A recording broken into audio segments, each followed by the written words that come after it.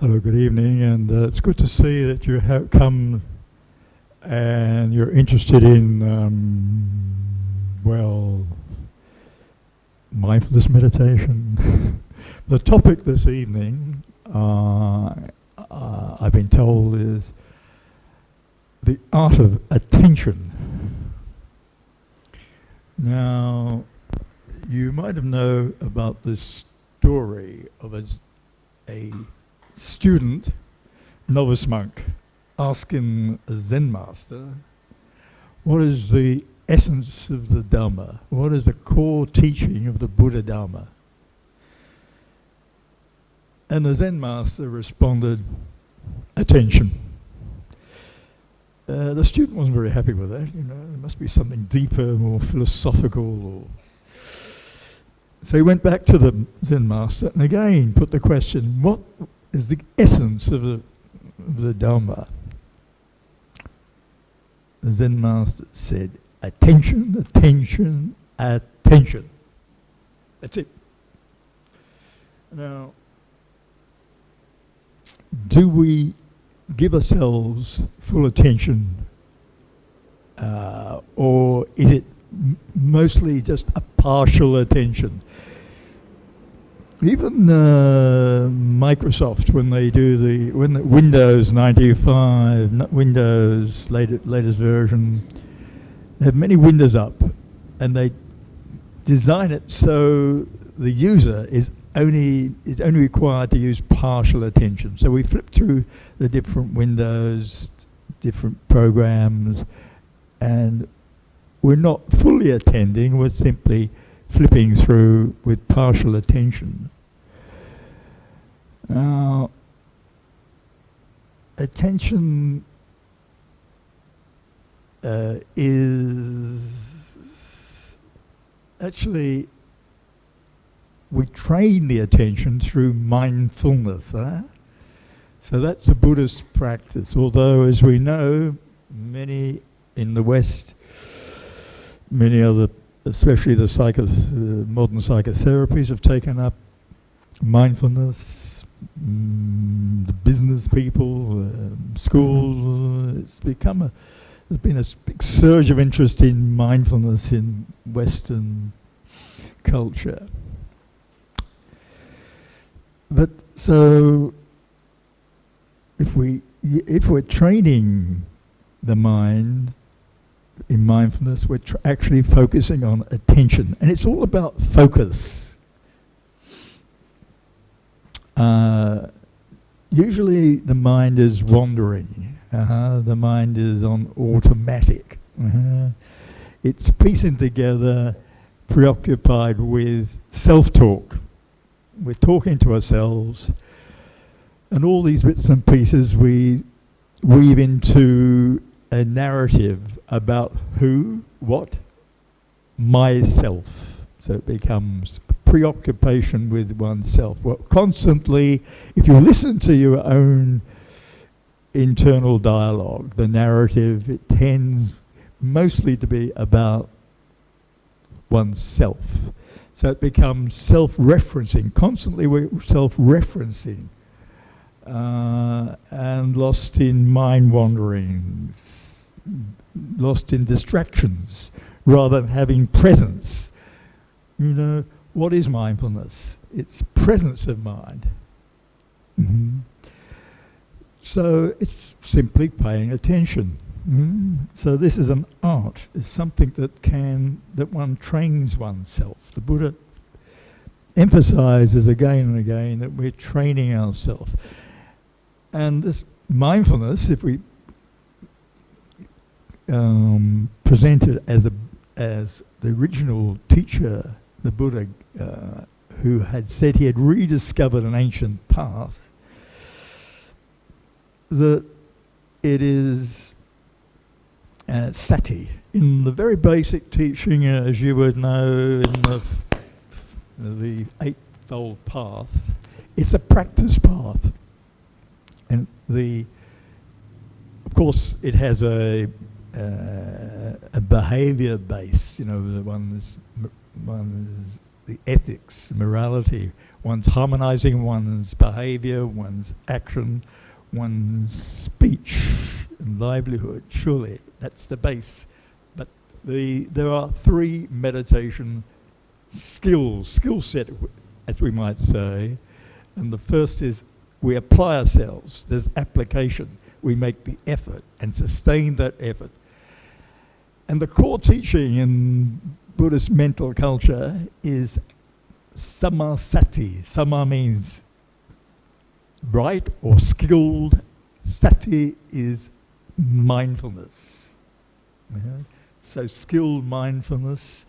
And the third of these 3 skills is that intensification of that mindfulness. People say it's samadhi, that's the Pali term, but actually it's intensification of the mindfulness, because it naturally follows from application to mindfulness to intensification. But it's only with intensification, fluency in mindfulness, that we can have deep insight. You might be familiar with, I'm sure you are, many of you, with practice called vipassana. Yes? And hopefully you've practiced it. I'm afraid that's all I can speak on, because I've become a specialist in that practice. So this vipassana is actually the outcome, which means the insights, the deep insights that bring transformation of consciousness. The practice is sati, okay? We can call that mindfulness, presence of mind.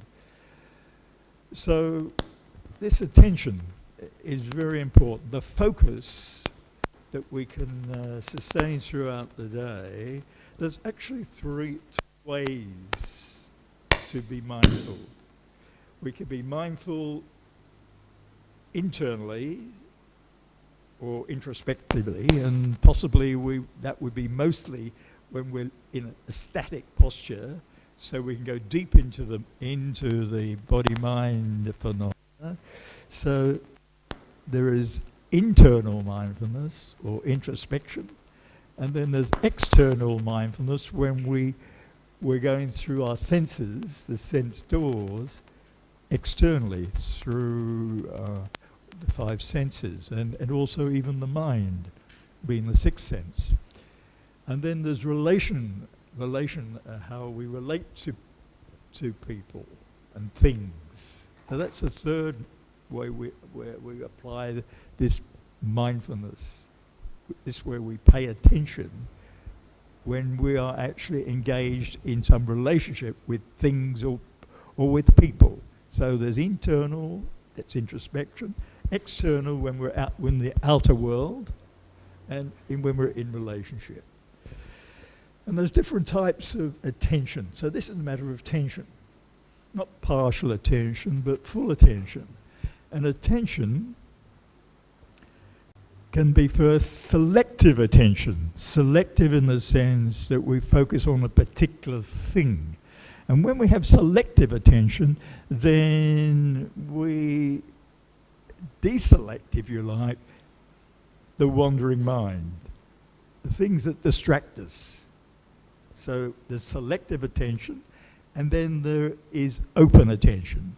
So we have the balance between selective attention when we're focused on a particular thing, and then there's open attention. Hello, hello, hello. Is that better? You've got to excuse me, I've been travelling all day. I don't know whether I'm going to be very coherent. Brother Chu's very kindly given me a chair, but if he'd given me a bed, I'd probably go to sleep. So, but anyway, here we are, as best I can be, being present. So there are degrees of attention, surely, yes. Partial attention. So, you know, to be a Buddhist, you might say you take precepts and take refuge, okay. But actually, to be a Buddhist, you follow the the practice path, the Eightfold Practice Path. And as far as the meditation, the mental culture is, the core practice there is this samasati, which is this mindfulness, right? So while you might have a lot of knowledge, or you have some being brought up as a Buddhist, unless you actually are practicing mindfulness, how can you be on the path? Because that is the core practice, as far as I'm concerned, anyway. So, what about this practice? Do you think that practice makes perfect? It's a question. Not necessarily, you know, the old saying, practice makes perfect. Not necessarily so. There's an idea in the West that if you do 10,000 hours of practice, you become very fluent and skilled. It's a lot of practice, 10,000 hours. They have found too that if you do 3 months of continuous practice, it ingrains, it habituates whatever you've been doing. And that's quite true. But this 10,000 hours of practice, it depends. It can just become a mechanical, a routine sort of practice, you know, and people do that. They just practice and practice, you know, mechanically, and so what? For example, you know, monk, you might chant a lot, you know. So I can sit here, blah, blah, blah, blah, blah, blah, blah, blah, and my mind goes totally somewhere else. But I can keep up because it's become mechanical and habituated, but I'm not really present with what I am chanting. See? However much, you know, it might sound quite profound, I'm just chanting away and my mind's thinking about something else, you know, not with what I'm doing, you see. So that not having that presence of mind with what you're doing, not paying full attention, just partial attention, just being on automatic, having an automatic life, not on being an automatic pilot, you know, that's what we do. And I guess there's some relief in that because things are distressful and there's a lot of distractions around. There are probably 3 areas of distraction that don't allow us to be present, to be mindful. The first is emotions. We get lost in emotions so much, you know. That would be one thing. And then there would be this internal self-talk that goes on constantly, this internal narrative. But also, we live very busy lives and we're caught up in the media, even when we're supposed to be relaxing, we're entertaining ourselves with films and video, television, reading it. So we're distressed, you know, overloaded, overextended, overwhelmed. Many people are now. We're overwhelmed and distressed. And if we say, and that's actually the core meaning of dukkha or suffering, is this stress, distress. Because we don't give ourselves space. We don't. If we can maintain some presence of mind, we're not dragged in the past. We're not caught up anticipating what might happen or should happen in the future. We can hopefully maintain clarity of mind with what's going on now, and not get distracted so much. You know. All Buddhist practice, you'll find, comes to the balance of mind. We can say that's the middle way. There's equipoise, equanimity. Even though we might be in a busy situation or in relationships that are quite intense, we should be able to maintain some degree of equipoise, of presence. Otherwise, we're going to get totally lost, you know, and reactive. And the benefit of mindfulness that we more and more, hopefully, as we develop, that we're less reactive. Right? We create space in the mind, and we're not so impulsive, just knee-jerk sort of reactions all the time.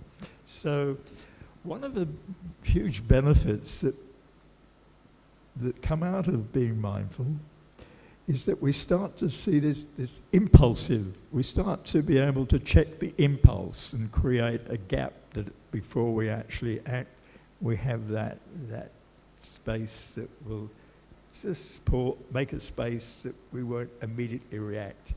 So there's less impulses, there's less urges in the mind. And it's the Buddha said the cause of our distress, our suffering, is these urges in the mind. This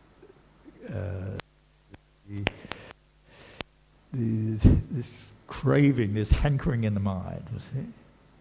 Now we can hear that and say and agree or disagree, but how can we process it? How can we get to being accepting of things and not having these hankerings of the mind? And we can see that this practice actually purifies the mind, because what it's doing, it's releasing deeper levels of material, whether they're old traumas or old memories. And the Buddha said in the Satipatthana Sutta, in the very first sentence, in the preamble to the set of instructions he gave for mindfulness, the body, the feelings, the consciousness, and the mental objects, the very first sentence says that this practice is for the purification of beings. Right? So what you find in mindfulness as a practice, as a meditation, and we've got to be careful this word meditation.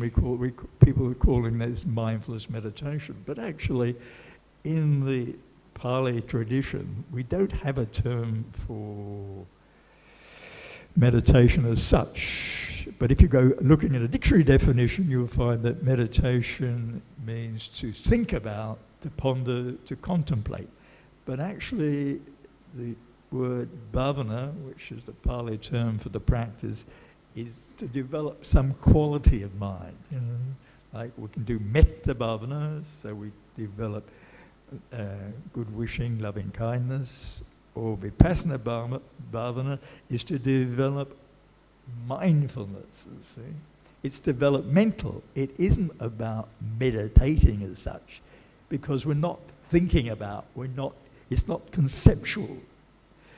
It's experiential, not conceptual. It's not theoretical. It's direct knowing, experiencing the phenomena. So if we're going to be mindful, we need, and we just practice some mechanical exercise. There's little or no benefit in it. But if we, when we say that we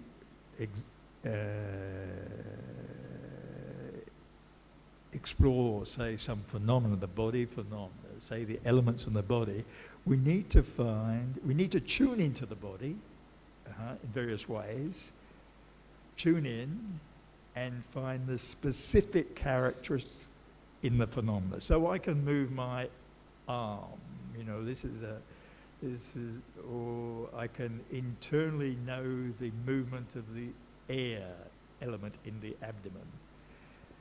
I can just, and if I pick up the specific characteristics there, or I can have more clearly say there's sensation in the body, which might manifest as some pain. So I can experience the pain. But if I get intimate with those painful sensations manifesting in the body and expose the specific characteristics which may be heat, throbbing, stabbing, so on, and there's no resistance in the mind, that exposes the specific characteristic. And if the specific characteristics are manifesting and there's the consciousness of those characteristics, there's one-to-one knowing of that. Specific characteristic, throbbing, stabbing, heat, so on, and the mind that knows it, the consciousness, then it will reveal from the specific, it will expose the general characteristic or the universal characteristic. That so-called pain changes. Everything in the universe is changing. It's not just climate change, my friend. It's everything is constantly changing. And this is not a Buddhist philosophy or doctrine. It's a universal. Everything is constant change. There's nothing that isn't or won't. Even the rocks and stone, that's all, it just depends, the rate of change. Everything is actually in flux and changing. So you can directly experience that. So that is an insight. If it is your own experience. So we can see these universal characteristics which bring deep insights and therefore transformation, not through any theory, but through actually doing, actually practicing. So it's very important that when we focus, we're focused, this focused attention, specific or selective attention, or even open attention, that we're finding not just a vague focus, but actually there's a very we're picking up the subtle, the nuances in the phenomena.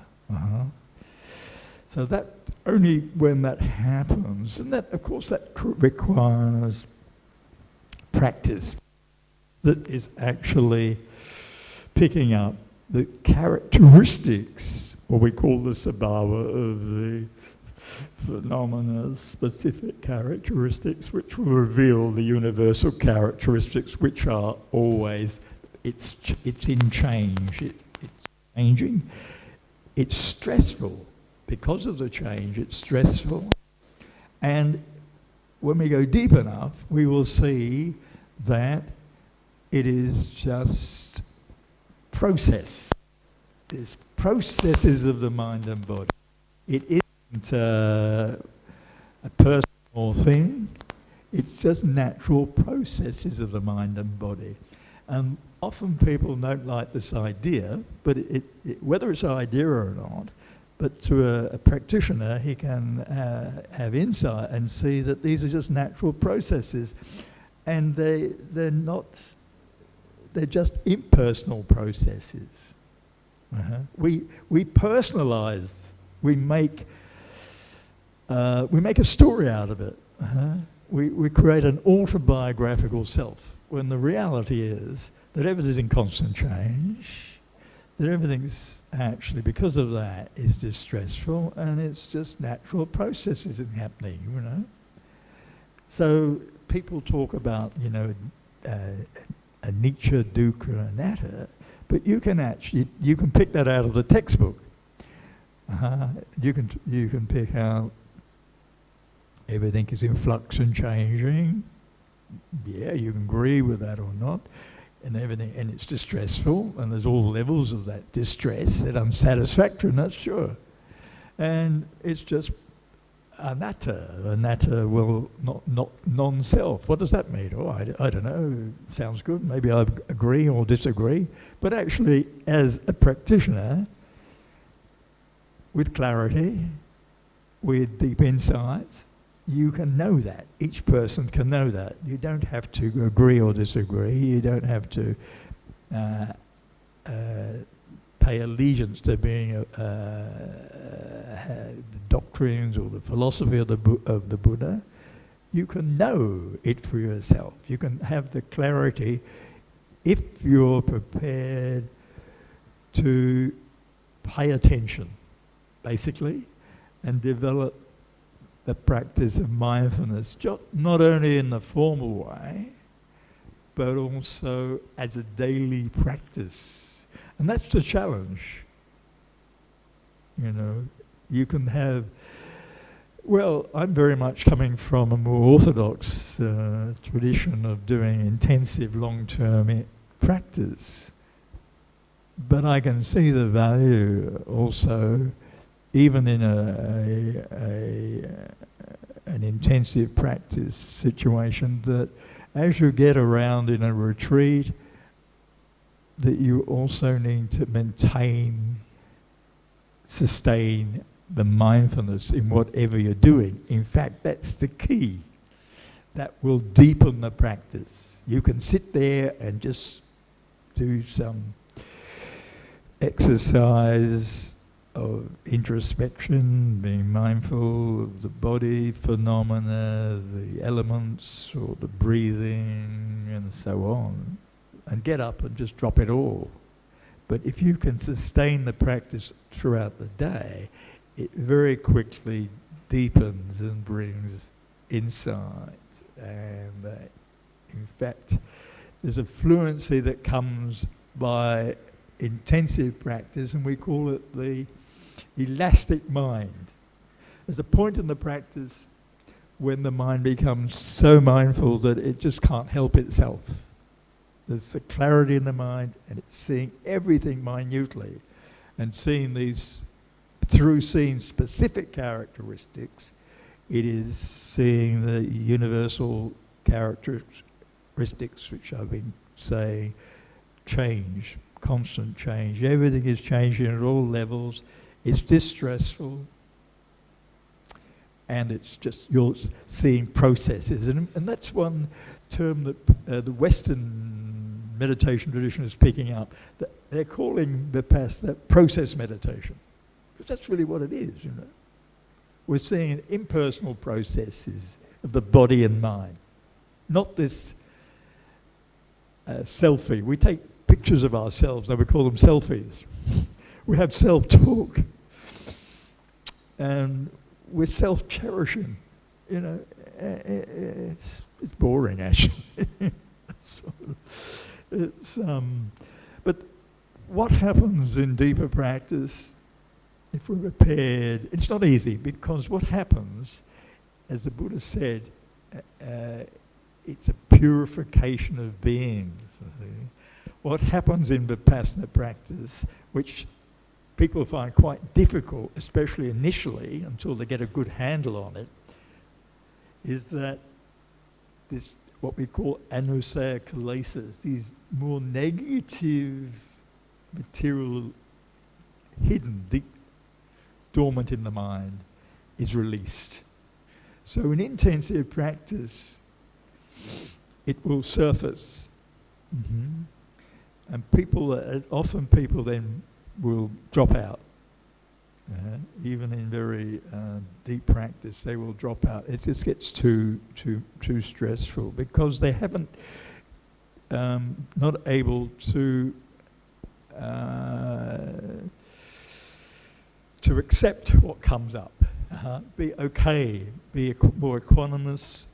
So you would expect, if you're doing intensive Vipassana, that material would surface, perhaps old memories, old traumas, and if you're very lost in being negative thoughts, there can be a lot of low level of anxiety, and it can be quite the practice can be quite distressful overall. But if you're prepared to allow material to come, it's like you're releasing phantoms in the mind, essentially. It's part of that purification process.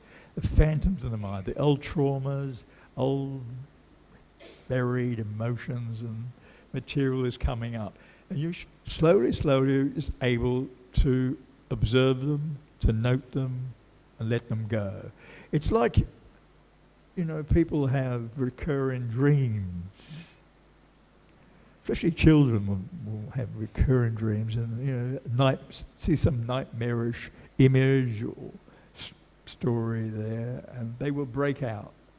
You will break out of that recurring dream. Seeing horror picture or disturbing picture. But once you're able to look at that image, whether it's through the meditation or during dream times, once you can look at that phantom, it's not a real thing, is it? So that's gone. So slowly, it's possible to clear the mind. And if you don't do that, you're walking around with all this stuff, this negative stuff, which is these kilesas of anger and old traumas, It's self-torture. Now we say that, the Dhamma, the first truth is suffering, dukkha. There's not really an English translation for that. I think the best one would be distress or unsatisfactoriness. But we're carrying that around with us. And when we're in relationship, that stuff is coming through. Often we get angry, not so much with a particular incident we're being provoked, but it's provoked this old material, and then we play it out. So the mind is not clean, because the Buddha said that actually the mind is luminous. It's like the mind is actually, but it's only polluted. You see, it's polluted with our self-narrative. The mind's most of us, unfortunately, it is that. And if we think that, why all this violence and suffering in the world, because the people's minds, we can't blame anybody else. We can't project it on anybody else. We must look into our own minds, and as best we can, through the practice of mindfulness, we can clear the mind. We can have clarity. We can purify the mind, and the mind will be when you actually have presence of mind, the mind is wholesome. People do samatha meditation, right, and they induce a state through one-pointedness, and they feel good because the mind, when it's concentrated in that way, is wholesome momentarily. But the Buddha we know went to two teachers whose names I can never remember before he became enlightenment, and learnt the higher levels of this concentration practice. You might know jhanas, we call them, absorptions, meditative absorptions. He learnt and he mastered them, and more or less these teachers said, well, you can take over. But he said, no, it isn't the way of itself. Now I'm saying that concentration, samadhi, one-pointedness is a good base, if you can do it. But you guys, you're working, aren't you? You've got family and business, you're not going to get the jhanas. There's people going around advocating people do the jhanas. Now, I don't want to go on and put them down. I'm saying, yes, if you can do them, that's brilliant. But actually you need to spend many years under special conditions to do this type of concentration practice. You need to be supported in doing that. You need to have ideal, perfect conditions. I know a monk who goes around saying all this.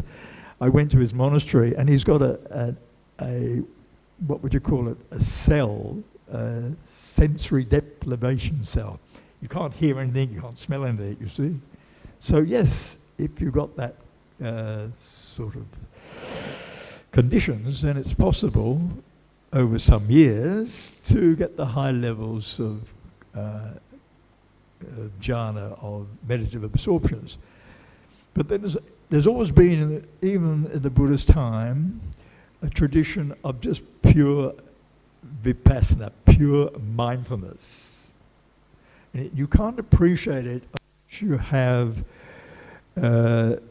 if you're on just the mindfulness path, that if you can sustain it throughout the day, the mind remains wholesome. You're in the present mostly, if not all the time. So the mind is wholesome. And you feel good. But the point about feeling good when you're a Vipassana meditator, it's just a mind state. You don't get attached to feeling good, to a concentrated state, because it's just a state that comes and goes. You can't maintain any state. They come and go all the time. So, but you can, if you, by staying present, with equanimity that builds up. Equanimity is the seventh of the Bojjhangas, that is the enlightenment factors, as you know. So it's the penultimate quality there before the big breakthrough, if you like. You know, equanimity, equipoise. Now, what you find when you go through the practice of mindfulness, that's intensive emotion, you start to get a handle on emotions. You know, you don't react to emotions; they come and go. So you build up more balance of mind. Emotions come and go, pleasant, unpleasant. So you're not caught up in the old self-talk. The internal narrative so much. You can watch thoughts come and go. If you start noticing thoughts, so normally when the thoughts goes blah, blah, blah, blah, blah, blah, blah, and we're probably not even aware that we're... You can ask people what's happening when they're not thinking. They don't know, because they're constantly, self-talking, there's constantly chatting away to themselves, this, that, the other thing, worried about this, anxious about that. It's constant, goes on. It's exhausting. You're leaking energy. When the mind becomes quiet, settled, equanimous, you're at peace more and more and more. You don't have to think about, stuff all the time. Sure, if you need to do some intellectual work, then you apply yourself. But why keep hassling yourself? You know that word hassling? You keep bothering yourself all the time with this constant. And it can be, you need to check it. You need to break that circuit of this trains of discursive thinking, blah, blah, blah, blah, blah, blah, blah. What happens to the meditator? You start to notice, you start to focus on the thought itself. And you'll notice occasionally there's pauses in the trains of thought. It's possible then, if you're present, if you're mindful, to pick up the arising of a thought. Of course, thoughts will keep coming through, but slowly, you're able to see thoughts coming and going. The mind is not fascinated, is not hooked into this constant internal dialogue, which is exhausting. So there's more quiet and peace in the mind. There's less stress, there's less anxiety, there's less self-referencing. There's more equanimity. Peace. Maybe possible there can be absolute peace. I don't know. Have you got any questions? I'm just rambling away. I don't know. Are you meditators in that sense? No, I wasn't. If you're a Buddhist, as I've been saying, I don't know how you can be a cultural Buddhist, sure. You can be a devotional Buddhist. But a Buddhist who practice both the sila, the samadhi, and the samadhi would mean the primary practice in mental culture is mindfulness. In the West, everybody's taken it up. mostly as a therapy. In the business world, you'll be more efficient if you're mindful at work, you know. You make more money for the boss, you know. It's for everybody, the children and schools, teaching mindfulness. What are the Buddhists doing? Are you applying this skill, mindfulness, sati, in your life? I mean, it's not easy. As you see, the mind will just wander off because you're conditioned with this internal dialogue. But you don't have to be. I find actually, I'm in a monastery now, I'm building a Vipassana retreat centre in Australia. And I find actually if you go into nature more, you know, we're mostly urban people, especially in Australia. I think about 80, almost 90% of people live in the cities, you know, not so many people live in the country anymore, you know, having more natural life. And you find if you're in nature, the mind just settles down, you know, you're not overstimulated, you're not, and that's part of the problem. We are, you know, we're constantly feeding on the media, and what they call it, information overload. It certainly is. We're just totally hyper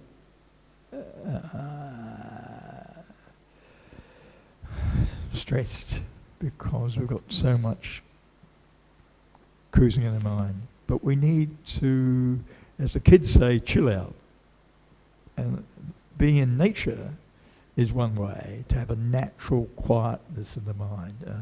The Buddha always recommended that his practitioners would go out into the forest and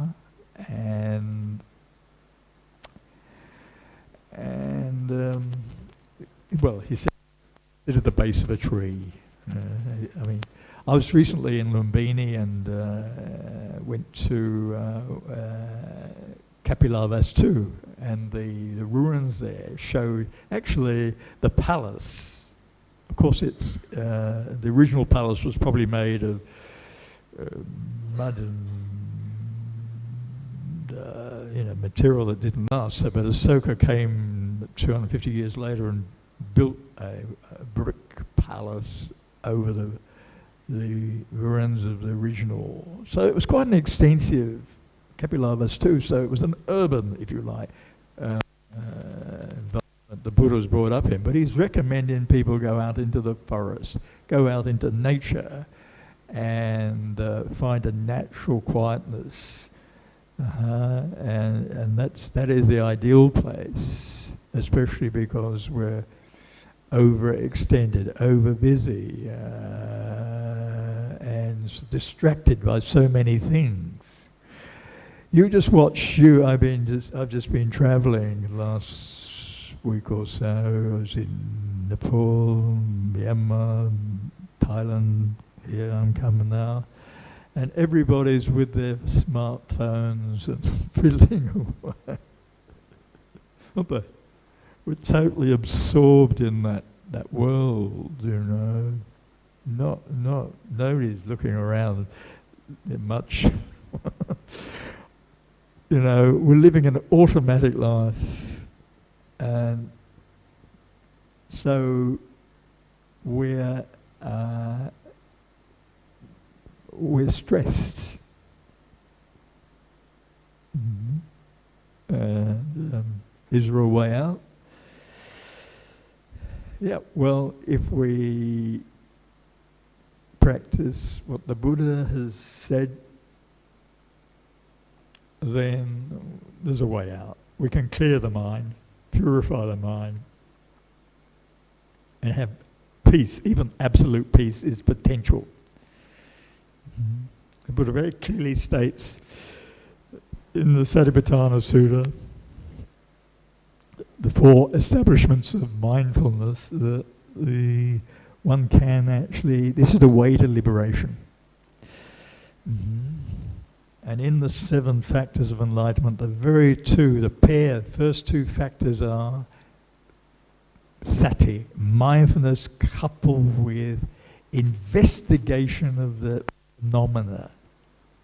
Those two, investigation, experientially knowing the phenomena of one's own body and mind, is the first step that leads to transformation and healing. How can we be sitting here and saying that we're Buddhists when we're not practicing? I mean, what's the point? I wasn't brought up as a Buddhist. I mean, I've been a monk for 30 years and practiced since 1974. And that's what attracted me, was the practice. And what's a miracle that this teaching, the practice for establishments of mindfulness, is still available. I've followed it for the last 40 years. It's still available. And it's not impossible. It's not so difficult that a reasonably intelligent person will, if they can persist with the exercise of mindfulness,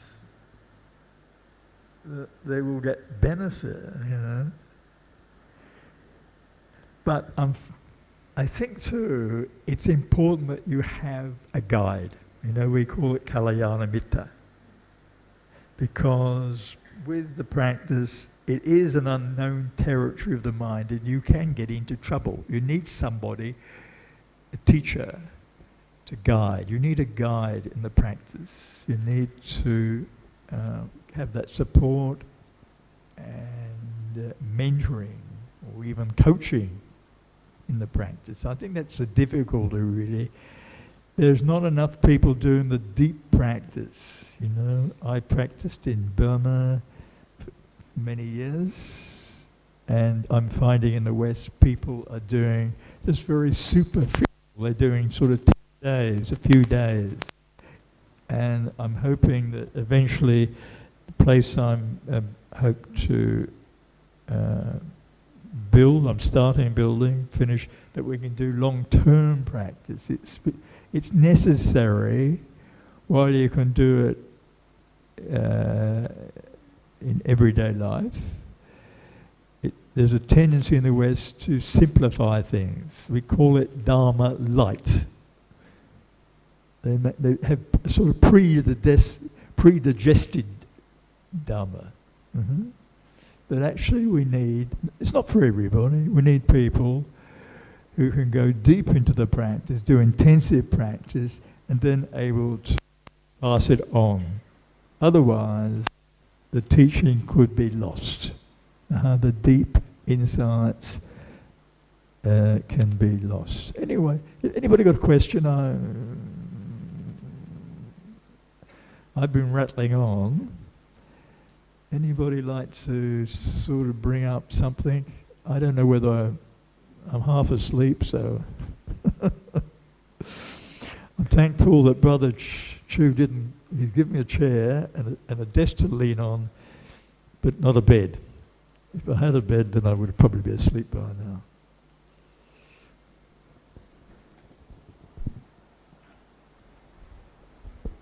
Good evening, Bhante. Okay, my question is, you are talking about mindfulness. So, if playing chess, is it a mindfulness? That's question 1. Playing chess, you're concentrating on the chess game, chess. Chess, C-H-E-S-S, chess. A game of chess. Sorry? A chess game. Chess, C-H-E-S-S. The game. Is playing chess mindfulness? Chess, yeah. That's question 1. Chess is a game that you're working out moves, so it's not No. It's a concentration thing. It's working out strategies and moves. So we could say that's more of a test. I'm half deaf anyway. No, I wouldn't say that's what we would say. It's sati in that sati has that quality of finding the specific characteristics in a phenomena, whether it's physical or mental. So it's not finding it experientially, it's cogitating, it's the moves, strategies. No.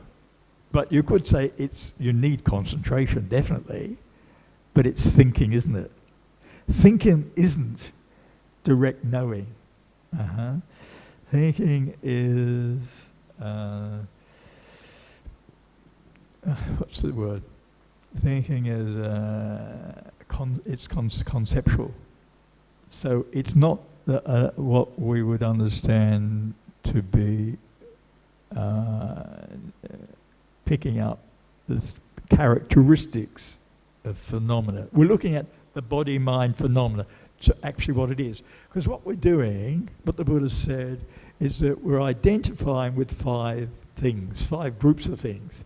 First, the body. We're clinging to the body as body phenomena. This is me, this is mine. This is self, body. The perception, what we recognize. Okay.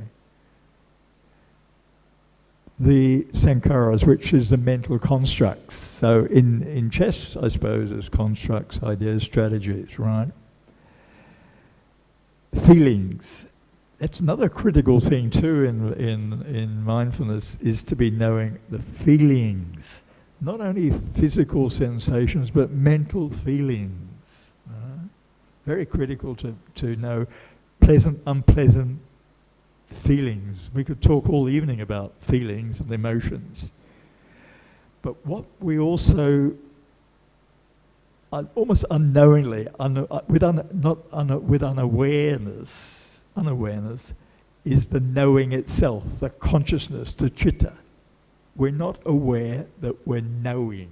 So you're hearing this noise I'm making, these words. There's the sound and the knowing. You're seeing and the knowing, the smelling, tasting, touching and the knowing. There's consciousness there. And the Buddha said we're clinging to the knowing itself. Because there's waking consciousness, the sleeping consciousness is waking up. And we're identifying with it. The problem is, it's a phenomenon, it's just phenomena. It's impersonal, but it's this identification with it. That's the problem. The Buddha said we're clinging to it. We're attached to it. And that's the rub. We're identifying body, feelings, perception, the story, the mental constructs, but more subtly, the knowing, the consciousness. We're not aware, as you hear, as we touch in the sitting, that we're also, the sensation of the sitting, that contact, knowing. You see, there's a perceptual process, for instance. You see, we're perceiving all this stuff all the time. But the mind is not, there's a perceptual threshold. The mind is not sharp enough to pick up the perceptual process. So when I see something, when you see something, or hear, smell, taste or touch, through any of the sense doors, there's contact, all right? So there's eye, visible object, and contact, which is the sense impression. Instantaneously, there's a pair. There's a knowing, which is very subtle, but there's a feeling tone. There's an automatic thought that's attached to that sense, to that sense impression. And then the mind plays with it. The mind elaborates on that thought, and off it goes, you see.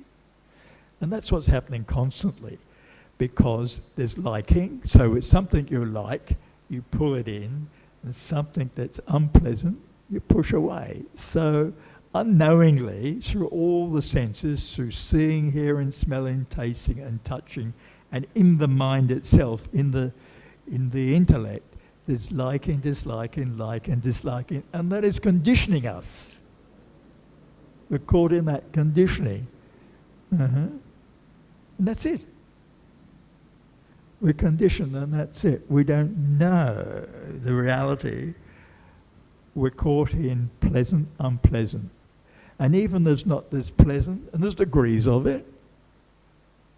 So if we start noticing, the key thing is we can notice our thinking, we can notice our feelings, we can notice the mind states, without making any judgment, without evaluating. That's the positive. See, what we're very inclined to do is always be evaluating, judging, or there's expectation in the mind all the time, isn't there?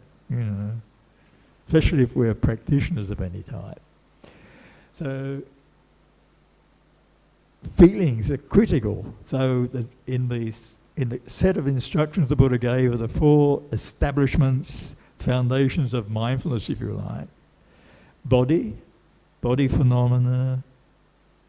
We tend to go towards the elements in the body because they will manifest if you tune into them of themselves. We're not analyzing, we're not dissecting the body. If we tune into the body, the elements of the body, not as concepts, but as their specific characteristics, like the temperature in the body, there's heat, or the wind element, there's movement, there's vibration, there's support. There's all these specific characteristics of the elements. They will manifest if you tune into the body experientially, and you will see that those elements will just be elements. They're not, they're not identified with as my body, as a whole thing. They're just elements manifesting, coming and going, and they'll do their own thing, which is quite mind shift turning. So this identification with the body, identification with the feelings, pleasant, unpleasant, which comes liking, disliking, and even when there's no particular strong feeling, then there's neither pleasant or unpleasant, the mind drifts away. We're not knowing. If we have a strong feeling, there's sadness or anger or elation or happiness or whatever, okay, there's a strong feeling, liking, disliking. So we're caught all in this. You might know the 8 worldly winds, you know about those, don't you? They're pairs. There's liking and disliking. They're opposites. And they're worldly things. We're caught up in liking and disliking. There's gain and loss. We're caught up in gain and loss. We gain, we have good business or good work or job or something, and then we'll lose a job and we're unemployed or we're bankrupt or whatever. There's gain and loss, or we have a good relationship, we'll lose it. All these things come and go all the time. And people appreciate us, honor us, or they think we're, the other way. Dishonor. And there's happiness. Okay, it's not all miserable and suffering. We can be happy, sure, circumstances. But there's the flip side is there's unhappiness.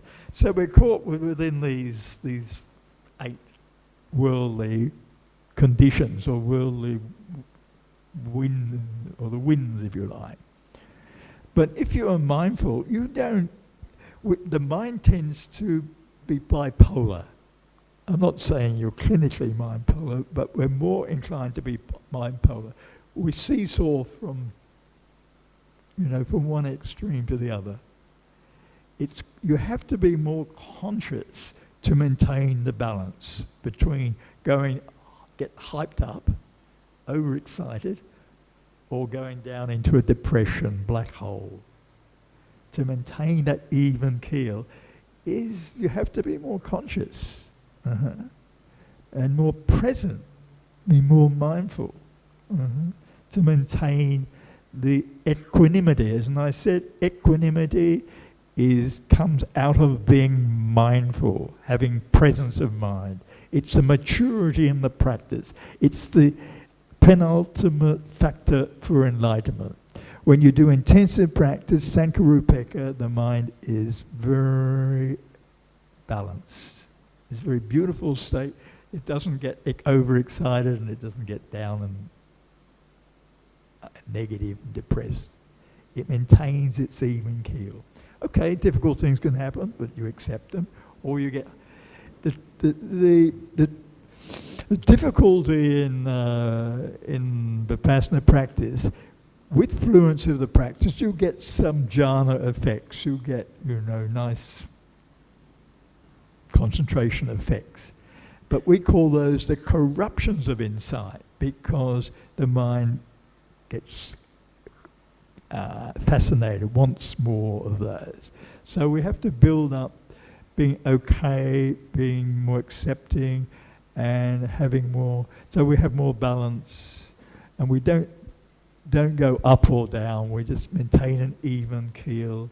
And so even with these worldly winds, if there's gain and loss, there's happiness, unhappiness, we can maintain that balance of mind. So we're off the hook. The Dhamma, the Buddha's Dhamma, gives you that potential.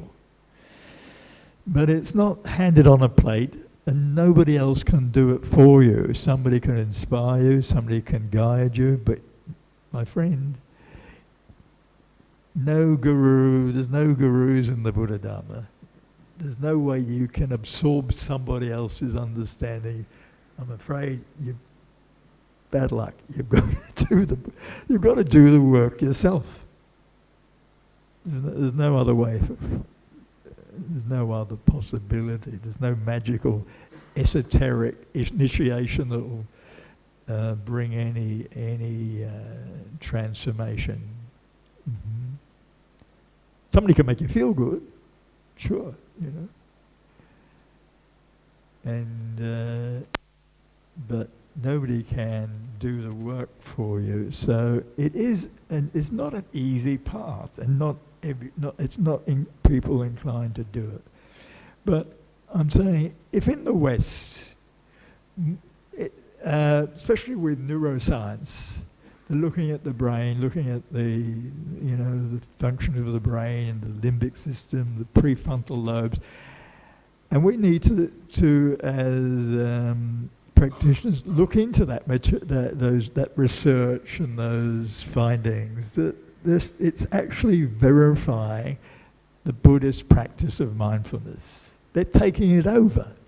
They're using it mostly as a healing, as a therapeutic tool, but it's much more than that, you see. It's also for transformation of consciousness. And even if to do it in the more orthodox way, with having a morality-based lifestyle, then there's also inbuilt healing in it. In fact, what they've interestingly found in studies that the benefit of mindfulness, if you're looking from a Western neuroscientific way, is actually biological. It will heal almost any stress disorder.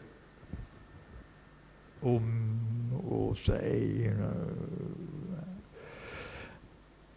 so why aren't the Buddhists doing it very much? Why isn't it the practice, the people who are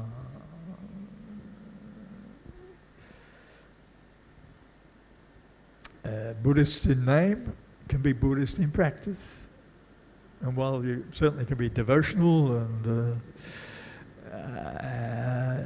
without doing the practice, you're not doing the Eightfold Path. And in all the traditions, whether it's Mahayana, Theravada, Vajrayana, any other yana you can think of, would all agree that the Four Noble Truths of the Eightfold Path are the core teachings. Doesn't matter all the sophistication, all the elaboration, the philosophical discussions of the Abhidhamma or this or that teaching or that. But actually when it all boils down, it's the Eightfold Path we're practicing. And if we're doing mental culture, it is those three factors, these skills, these skill sets, if you like. Application, sustained application or effort, sammasati, that is the key. Samma means right or skilled mindfulness. That is the core practice in mental culture in the Buddha Dharma.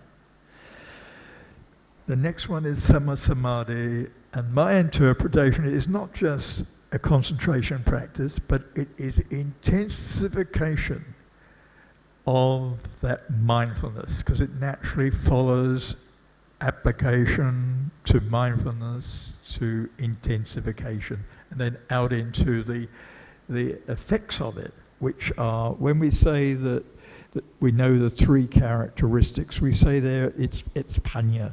Panya means insights.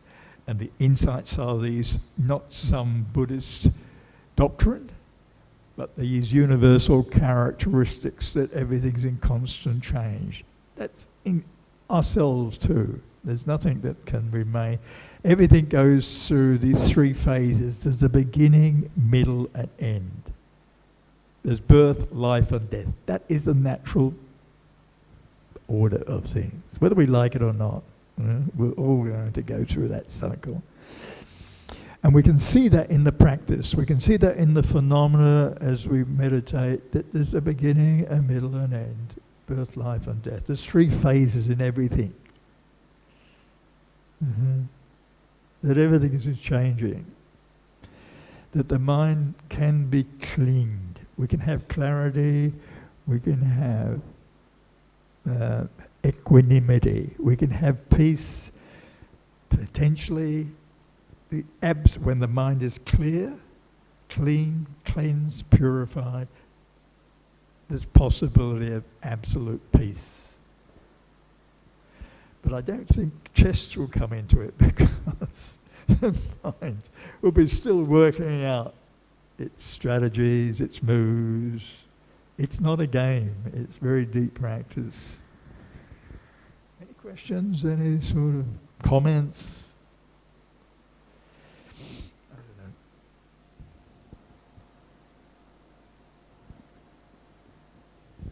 Who practices here? Who practices mindfulness here? 1, 2, 3, 4, 5, 6, 7, 8, 9. I mean, it's all at levels, isn't it? I mean, you don't have to be,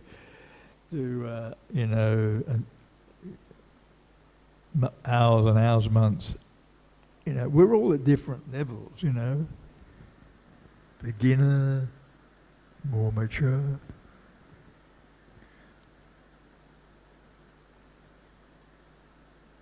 And it can also be done quite informally. It can be done, as we go through tomorrow evening,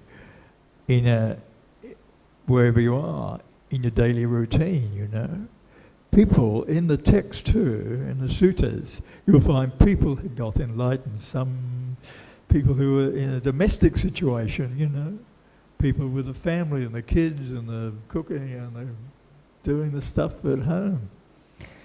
Applying mindfulness in that situation. Yeah. There's many examples, stories of people in a domestic situation get enlightened.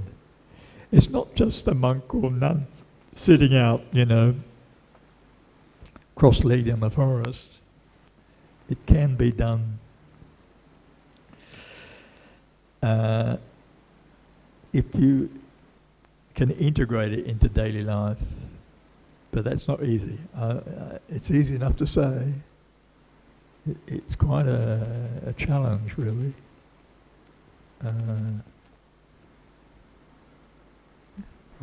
Bante, I have a question. For a beginner to go into meditation, which method is easier, Anapanasati or Vipassana?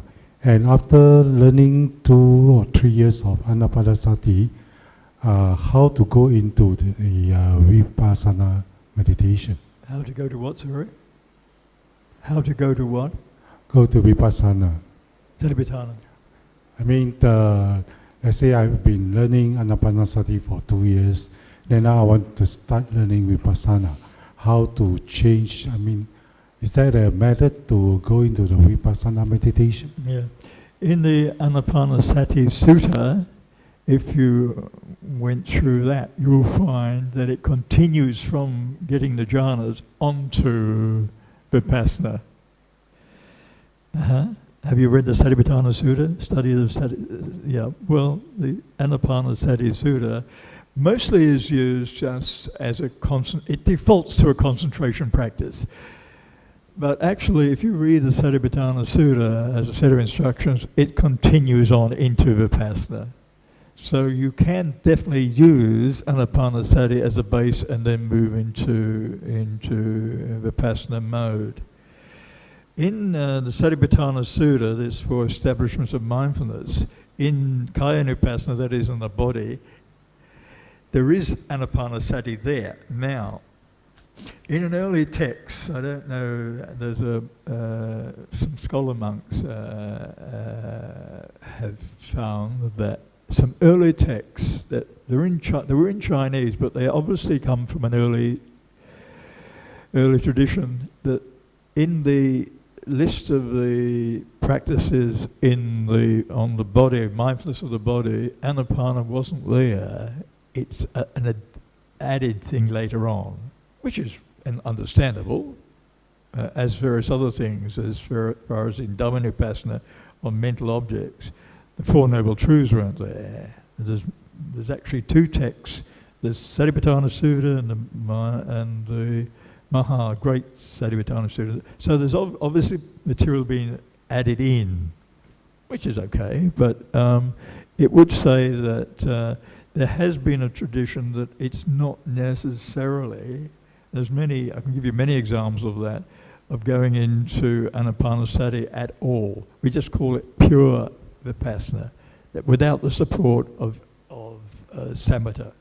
But if you do very intensive Vipassana, pure Vipassana, some teachers like one of the main Burmese masters, Sadhu Pandita, calls it Vipassana jhana. You're familiar with these terms I'm using, jhana? Are you familiar with that term? It means a meditative absorption, usually associated with a pure one-pointedness, concentration practice.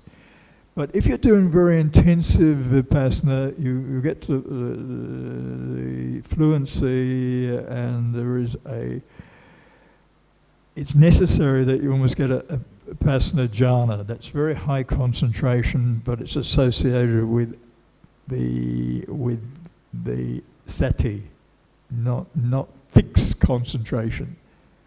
In the Anapanasati Sutta, that's the text. In fact, I've just been in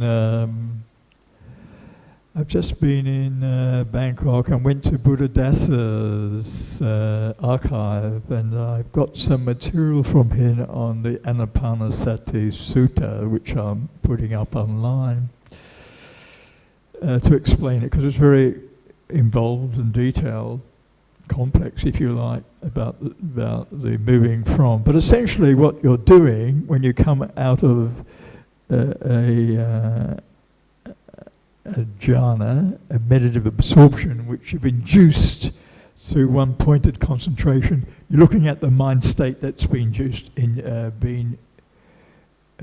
induced itself. You're looking at that mind state. Mm-hmm. you're focusing then on that mind state. So, for instance, if you were doing any sort of samatha practice, anapanasati, or even metta bhavana, you would get one pointed concentration and go through the jhana factors. Yes, you know about the jhana factors? Do you know about the jhana factors? You'd go into unification of mind. It's used. Then you would come out of that and look at that. You would, from a mindfulness point of view, you would look at the characteristics of that state that's been induced, and that's the way you would switch from a concentration-based practice where there's an induced state. It may be a jhana, it may be a full absorption or not, or partially so, and you would look at that state. Its characteristics of that state that's been induced, and that's essentially what you're doing in the instructions in the Anapanasati Sutta. So, in fact, even in deeper vipassana, it's necessary to get the equivalent of that intensification of a jhana. That's why Sadhu Pandita, one of the main disciples of Mahasi Sayadaw, says we call it vipassana jhana. But to get that jhana in pure vipassana, every blink of the eye would be mindful of. 12 to 14 hours a day, every movement one makes. It's not a casual, superficial thing. It's very intense mindfulness that builds up that intensity. And it's that intensity, that fluency, that will build up the momentum and the penetration that comes, that we'll see deeply into the practice. Because unless you build up that intensity, you will not see have the ability to see the perceptual process. The perceptual process, a normal person would not see the perceptual process. It's just too fast. The mind's not subtle. It can't pick up that sharp enough, not fast enough. I was in Barre, Massachusetts in Insight Meditation Society, I think 1981 or 81 or 2, I'm not sure now. And nearby, there's Harvard University, and there was a chap called David Brown, who was a psychologist there doing a study on meditation and the rate of perception, right? The rate of perception is critical for a meditator to pick up the perceptual process. And in Barre, Massachusetts, the Insight Meditation Society, they do a 3 months intensive retreat, Vipassana retreat.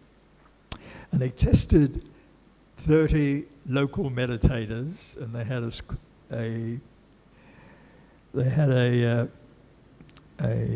another group who were mostly staff who have been practitioners as a checking group.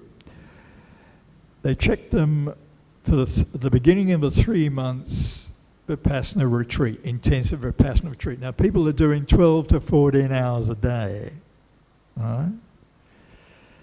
And they had this gadget, a black box, they call it a tracheoscope, T-scope, and it flashed a light, and they were able to read the rate of that person's perception picking up that light. Okay, so they tested these people 3 months before the intensive retreat and after. After 3 months practice, they found that the rate of perception for most people had increased at least 100%, some much more. And that was the first time they had found that the rate of perception could actually be increased to enable that person to pick up the perceptual process. Normally you wouldn't do it. A normal person wouldn't pick up the perceptual process. As I said, to pick up when there's the sense impression and the consciousness bang and immediately a thought, feeling there, and a thought and then elaboration. Mostly we automatically make an association and we're caught up in it, elaboration. So it happens in the mind. But when the mind is very sharply tuned and it can pick up the threshold of the perceptual process, it's able to pick up that feeling and the thought without... If you can pick up the thought, it's immediately inhibited. Okay? So it's that only comes through practice. Mm-hmm. Not casual, occasional, you know. We need that intensification, not just concentration. Mm-hmm. So that's always been a debate, whether it's fixed concentration, which induces a state, but you're locked into that state. There's not necessarily mindfulness at all in there. Mindfulness factor is the crucial factor. But that mindfulness has to intensify for it to deepen. So you can read the Satipatthana Sutta and it'll go into details of it. But there's a very good commentary by Ajahn Buddhadasa, and that's even on BuddhaNet, if you want to look at that material.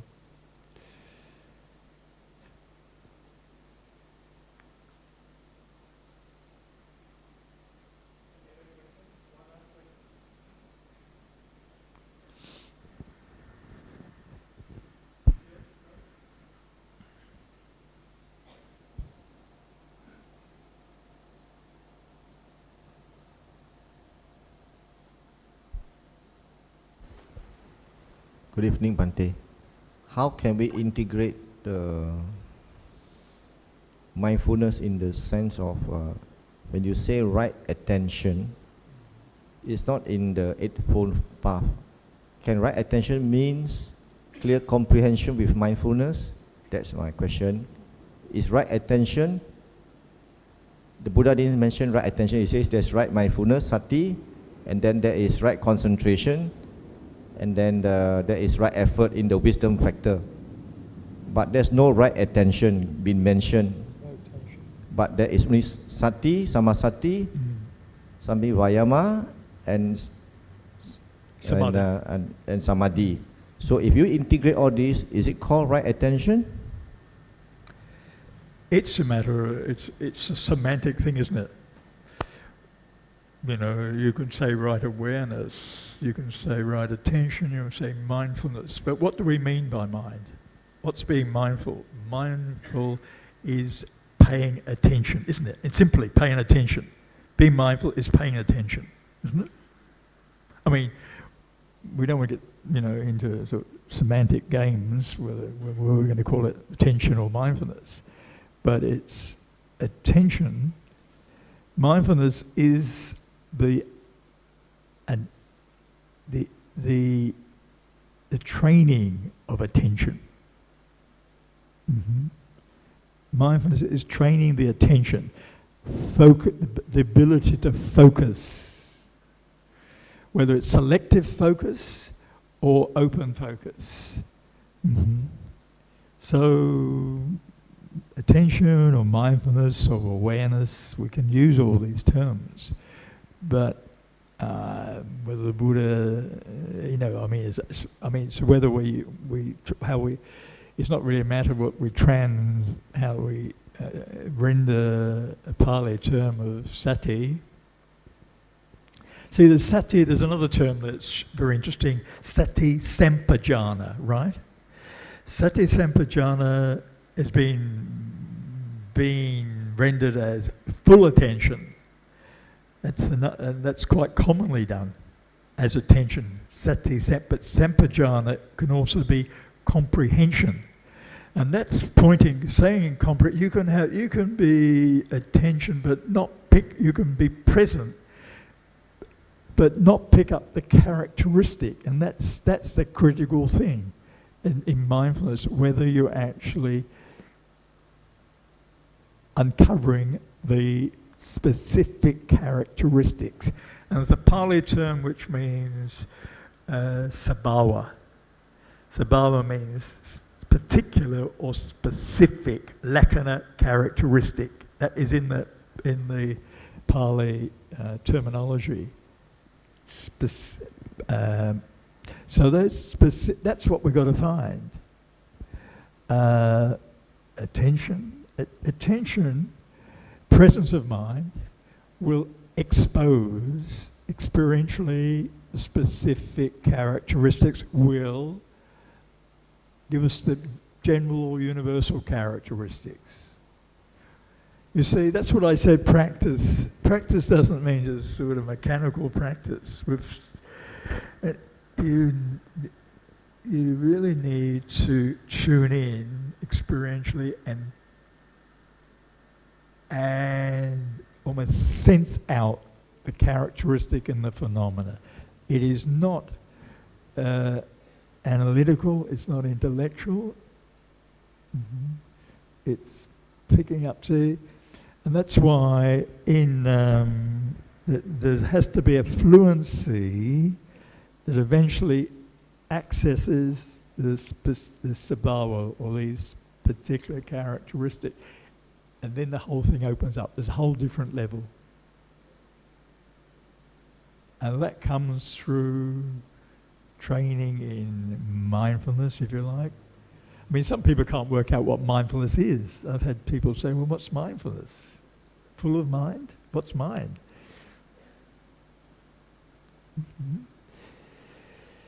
So you can use these terms, but selective attention will definitely inhibit the distractions. Open attention will allow you to become more self-aware. Because we can get too, with samatha, the problem is we get too locked in, we get too confined.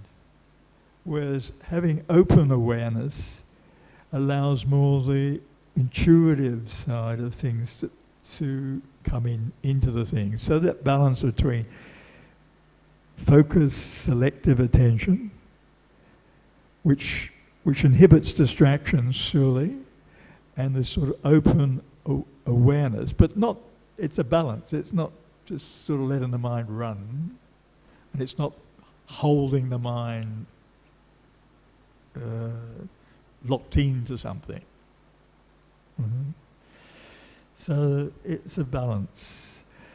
In practice, it's not just always static sitting, which tends to default to concentration, into a concentration, one-pointed mode. It's also one, in our practice, we also do walking, formal walking, and emphasize as you move around throughout the day, whatever you're doing, whether you're eating, or going to the bathroom, as is in the text, it is a continuity of presence of mind that will expose the reality of the phenomena, its characteristics, which will clear the mind. So we're not, therefore, it will clear all the hidden traumas and negative emotions and create more balance. I mean, for me, the middle way is the balance of mind. It's freeing the mind from its constant self-referencing. What's your thinking? What's your thinking throughout the day? What's it doing? Constantly self-referencing all the time. We're creating, from all the bits and pieces, a narrative about ourselves, aren't we? If you watch your thoughts, it's always about me stuff.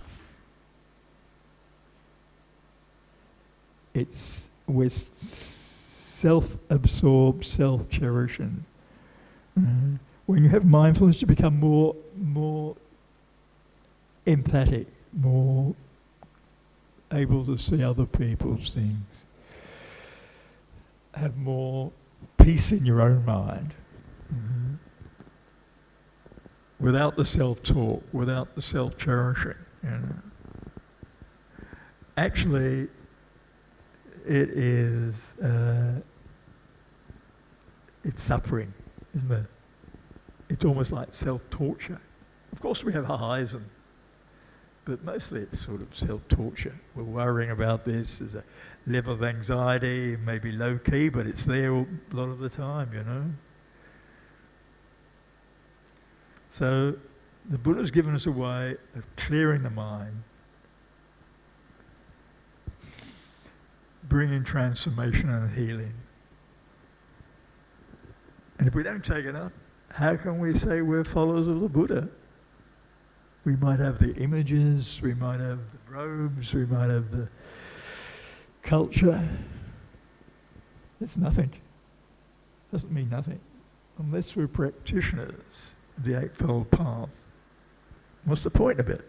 I mean, it's very difficult for cultural Buddhists, if you've been brought up as a Buddhist, you know. I was unfortunately brought up as a Christian, you know. Okay. But as an outsider, it's easier to see the core practices. I'm not being conditioned as a Buddhist, okay? So as an outsider, I didn't know about Mahayana Theravada in the culture, I just knew about the teaching. And that's what attracted me originally. And for the last 40 years, I'm still going, and I'm happy to continue on until I'm finished. This life or next one or many lives, it doesn't matter. You know, more and more as you go into deeper and deeper in it's what one does. And even when the Buddha was enlightened, he never stopped. It's not suddenly got a big sort of flash and it was all over. He's well known for continue on and meditating and practicing as he went on too. It's probably all you could do if you got to that level anyway. Anyway, the evening is over, unless you want to carry on. So thank you for being here.